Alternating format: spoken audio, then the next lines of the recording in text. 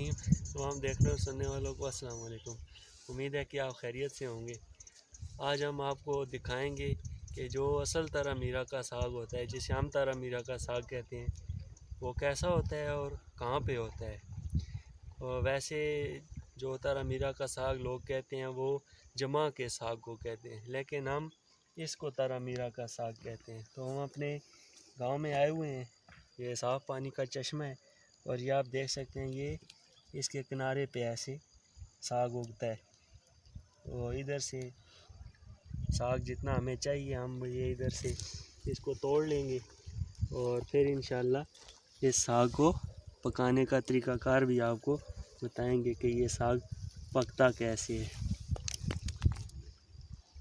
क्योंकि ये साफ़ पानी के चश्मे के किनारे पे है तो इसका माशाल्लाह से जायका भी अच्छा है।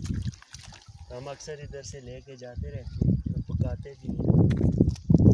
पहले इस तरह से हम इसको इधर से तोड़ेंगे, फिर इसको साफ़ करेंगे, इसकी जो जड़ें वगैरह इसके साथ हैं, और फिर इंशाल्लाह इसको पकाएंगे भी।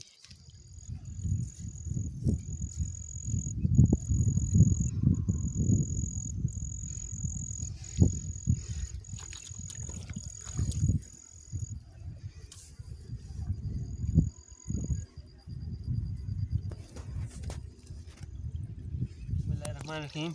अब हम इसको साफ़ कर लेंगे। ये आप देख सकते हैं, ये इसकी इस तरह की सफ़ेद किस्म की जड़ें होती हैं, तो इनको ऐसे उतार लें और इनको फेंक दें।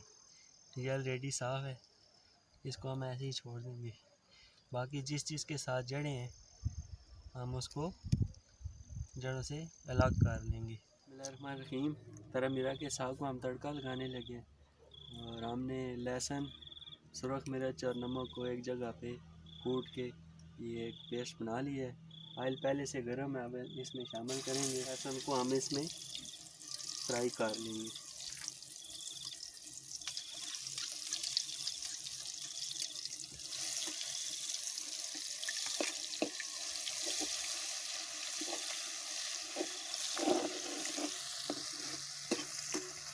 जब लहसुन खुशबू देना शुरू हो जाए तो आप उसमें तारा मीरा का साग शामिल कर दें।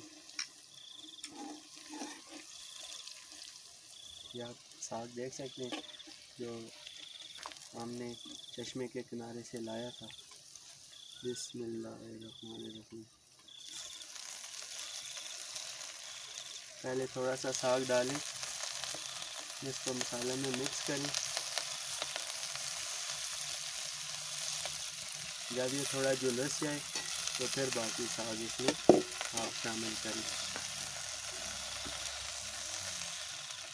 पहले जो हमने साग डाला था वो आप देख लें आप कितना कम रह गया। बाकी साग हम आहिस्ता आहिस्ता इसमें शामिल करेंगे और इसको भी उसी तरह पका लेंगे।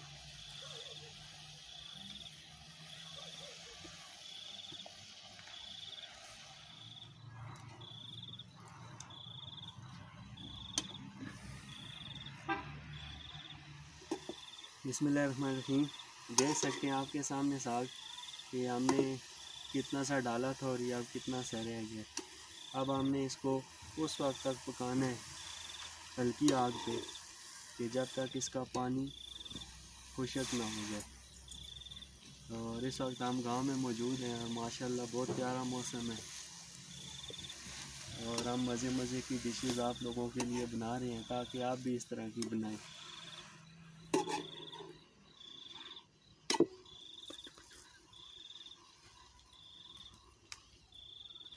गांव में रात का सीन कुछ इस तरह से होता है, कोई शोर शराबा नहीं, हर तरफ सुकून ही सुकून। और मैं आप लोगों से भी रिक्वेस्ट करूंगा कि जब आपको टाइम मिले तो आप ज़रूर ऐसी जगहों पे जाया करें जहाँ थोड़ी देर के लिए सुकून हो, जहाँ कोई शोर शराबा ना हो। बिस्मिल्लाहिर्रहमानिर्रहीम। साग में अल्हम्दुलिल्लाह पानी सारा खुश्क हो गया, ये अच्छी तरह पक चुका है और अब हम इसको चेक करेंगे कि ये कैसा पका है। वैसे इसको काट के भी पकाया जा सकता है, लेकिन चूँकि हमारे यहाँ इस तरह पसंद किया जाता है। बिस्मिल्लाहिर्रहमानिर्रहीम।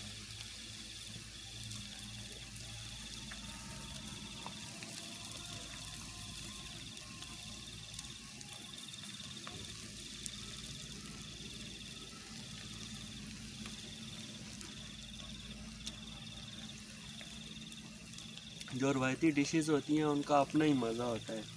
और फिर इस तरह गांव में बैठ के और इतने खूबसूरत मौसम में बंदा इनको एंजॉय करे तो फिर उसका कोई जवाब ही नहीं है। आप भी अपने घर में इस तरह ज़रूर बनाएं, आप भी तलाश करें, शायद आपको भी कहीं से मिल जाए। और हमारे चैनल को ज़रूर सब्सक्राइब करें। अपना और अपने इर्द गिर्द लोगों का ख्याल रखें। अल्लाह हाफिज़।